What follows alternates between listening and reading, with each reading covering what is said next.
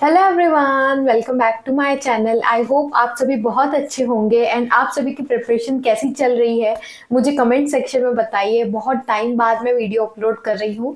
Almost 10 to 12 days हो चुके हैं। मेरा शेड्यूल काफ़ी हेक्टिक हो गया था एंड बीच में जो वीक ऑफ भी पड़ा था, मुझे ऐसा लग रहा था नहीं, मुझे अपने लिए टाइम चाहिए, इसलिए मैंने थोड़ा छोटा सा ब्रेक लिया था। एंड आपके भी कई सारे कमेंट्स मुझे आ रहे थे, तो फिर मैंने सोचा कि ठीक है, जिसके लिए सबसे ज़्यादा कमेंट आ रहे हैं पहले मैं उस वीडियो से शुरुआत करती हूँ। तो मैंने बहुत सारी स्ट्रैटेजीज अपलोड की है अपने चैनल पर कि IBPS PO, RRB PO, IBPS clerk, bank exams का 6 मंथ्स 4 मंथ्स सब कुछ। तो सब में मैंने हमेशा आपको पहले कहा था कि प्लीज़ आप अपना पहले सिलेबस कंप्लीट करिए एंड जो भी आपका जो वीक टॉपिक्स है उसके ऊपर वर्क करके उसको स्ट्रॉन्ग करिए। तो वो सब कर लिया है आप लोगों में से बहुत सारे लोगों ने। एंड मुझे ज़्यादातर कमेंट्स ये आने लगे थे कि मैम हमारा सिलेबस जो है वो कंप्लीट हो चुका है बट फिर भी हमारी स्पीड नहीं आ रही है। एक का कमेंट आया था कि मैं बहुत प्रैक्टिस कर रहा हूँ मैम, मैं दिन रात भी कर रहा हूँ, फिर भी स्पीड इंक्रीज नहीं हो रही है। तो आज इस वीडियो में मैं वही क्लियर करने वाली हूँ, आप लोग डरिए मत। ऑनेस्टली मैं आपको अपनी स्टोरी बताऊंगी अभी आगे।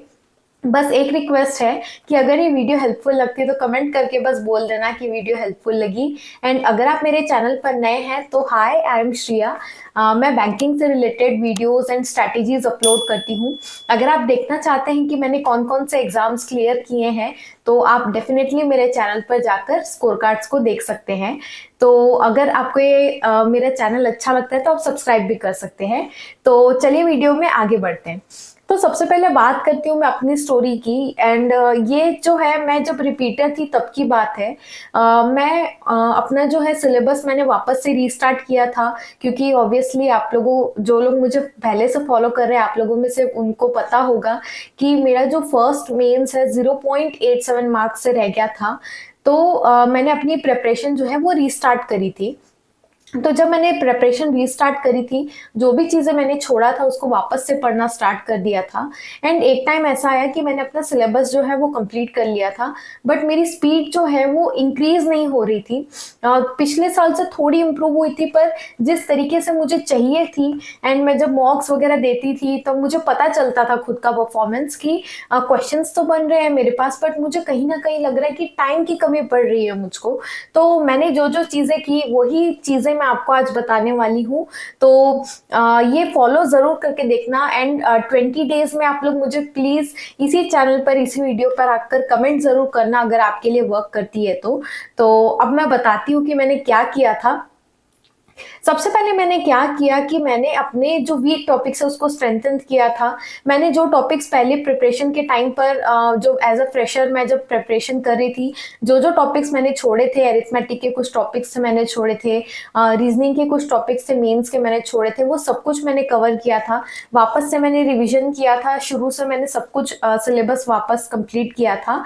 तो आपको भी यही करना है कि अगर अभी भी ऐसे कोई टॉपिक्स है जो आपने छोड़ रखे हैं, आप उसको सबसे पहले कंप्लीट करिए। एंड जो भी वीक टॉपिक्स है, कई बार क्या होता है, जैसे देखिए मेरे केस में जो है फ्लैट एंड फ्लोर जिसमें वेरिएबल बेस्ड भी आता था वो मेरी वीकनेस थी। स्टैक बेस्ड पजल्स जो होते हैं वो मेरी वीकनेस थी। तो मैंने क्या किया, उस पर वर्क किया था। कैसे, मैंने उसकी क्वेश्चंस की प्रैक्टिस बहुत ज़्यादा करी थी, वो भी मैं बताऊंगी वो प्रैक्टिस करने की एक्चुअल स्ट्रैटेजी क्या है। पर सबसे पहले क्या करिए, वो क्वेश्चंस को, वीकर टॉपिक से क्वेश्चंस को बनाने का एक अच्छा तरीका ढूंढिए, उसको अच्छे से प्रैक्टिस करिए एंड उसको अपना वीकनेस वाली लिस्ट से आप उसको हटाइए।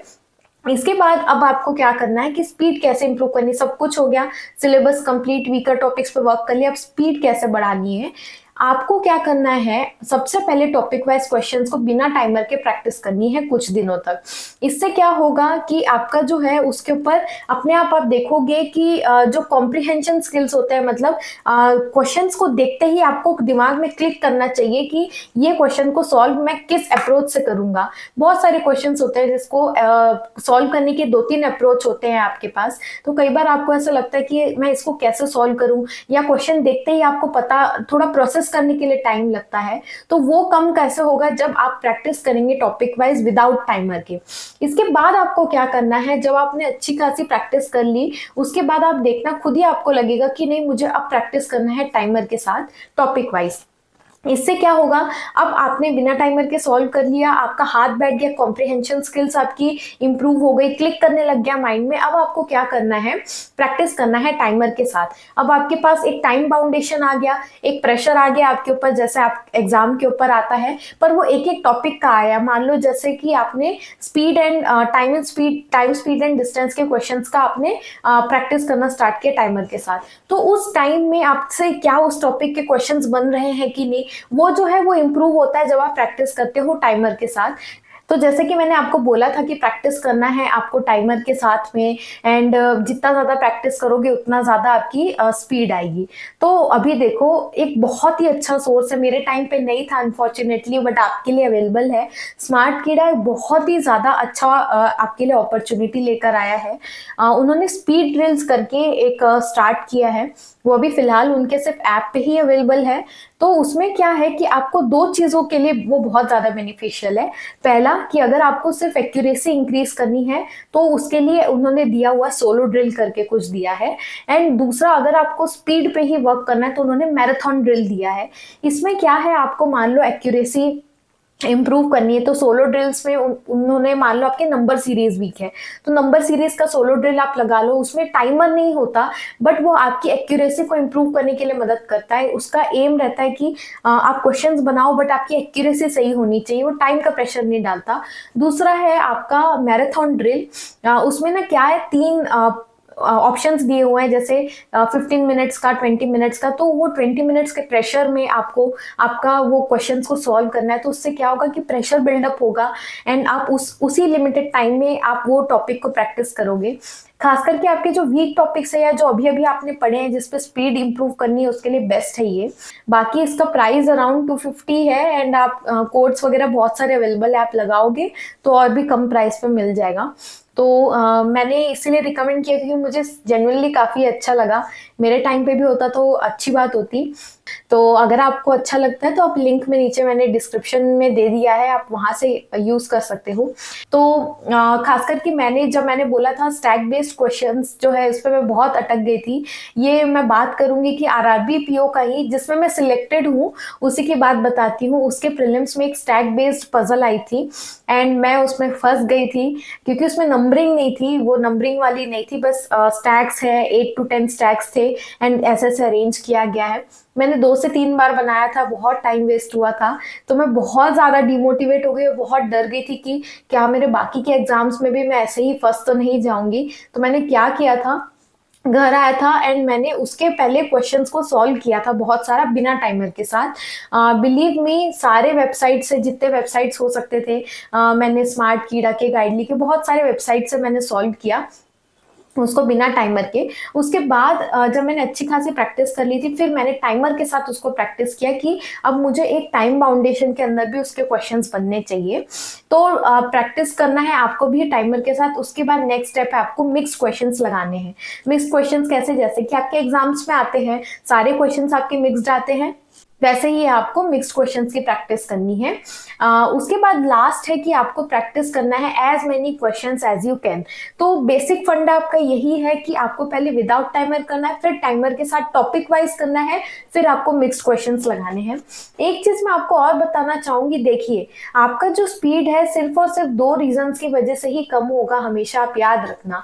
एक क्या है कि आपने उस टॉपिक की प्रैक्टिस अच्छे से नहीं करी है, आपने थोड़ा बहुत ही प्रैक्टिस किया एंड आप सीधे मॉक्स एंड सेक्शनल्स पे कूद गए। दूसरा कि आपने प्रैक्टिस अच्छी से की है पर आप सब आता है, आपको सब क्वेश्चंस आपको सॉल्व करना आता है विद टाइमर विदाउट टाइमर, पर जो है आपका अप्रोच गलत है क्वेश्चन सॉल्व करने का। जैसे कि मैंने क्या किया था कि मैं थोड़ा सा ओवर कॉन्फिडेंट होकर आरआरबी के ही एग्जाम में पहले पजल आई थी तो मैंने पजल को ही अटेम्प्ट किया था, ये सोच के मैंने बहुत प्रैक्टिस की मैं इसको एक बार में बना लूंगी। तो वो मेरी गलती थी, पहले मुझे मिसलेनियस क्वेश्चंस को सॉल्व करना चाहिए था क्योंकि बहुत इजी थे मिसलेनियस क्वेश्चंस, और भी 2-3 पजल्स थे। तो अगर मैं लास्ट में उसको बनाती तो कहीं ना कहीं मेरे वो 5 क्वेश्चंस मैं कहीं और जितना टाइम दिया मैंने इसको कहीं और दे सकती थी। तो मेरी क्या गलती थी वहाँ कि मैंने अपना अप्रोच गलत किया। मुझे पहले मिसलेनियस सॉल्व करना था, फिर पजल्स पे जाना था, एंड टाइम पर मुझे क्वांट्स पे भी स्विच कर लेना था। तो वहाँ मेरे अप्रोच गलत थी, मुझे आता सब था बट अप्रोच मेरी गलत थी। तो वो भी एक स्पीड लिमिट करने का कारण होता है, क्योंकि कहीं ना कहीं आपको फंसा देता है। तो आपको ये दो चीज़ों को चेक करनी है। मान लो अगर आपका अप्रोच भी सही है फिर भी आपकी स्पीड नहीं बन रही है, तो अब आपको सिर्फ और सिर्फ प्रैक्टिस पे ध्यान देना है। देखो, ये आपने बहुत लोगों से सुना होगा, मैं भी सुनकर एक टाइम पे मैं भी चिढ़ गई थी।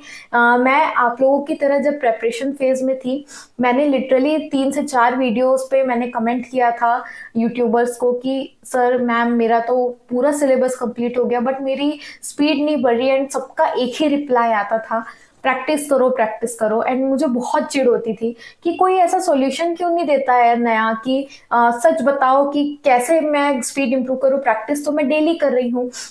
तो मैं जानती हूँ आपको भी बहुत फ्रस्ट्रेटेड फील होगा, बट सीरियसली इसके अलावा कोई और उपाय नहीं है। हाँ, ये बहुत लोग नहीं बताते कि क्या आपका अप्रोच आप चेक करो, अप्रोच भी गलत हो सकता है, पर मैं आपको बता रही हूँ। एंड ये चीज़ भी आपको कोई नहीं बताएगा, 1 या 2 लोग बताएंगे ऑनेस्टली, ज़्यादा कोई नहीं बताता है। ये तो मैंने खुद से मैंने यूज़ किया था जो स्ट्रैटेजी, वही मैं आपको बता रही हूँ। मैंने खुद से ही ये किया था, धीरे धीरे अपने आप मुझे जो सही लगा वो मैं करते गई, मेरे लिए काम किया था, तो मैं आपको बता रही हूँ। तो यही करना है आपको। बाकी प्लीज अगर ये स्ट्रैटेजी आपको हेल्प करती तो बताना मत भूलना। एंड अच्छे से पढ़ो, एग्जाम्स पास में आ रहे हैं। तो आज के लिए बस इतना ही, मिलते हैं नेक्स्ट वीडियो में, तब तक के लिए बाय बाय।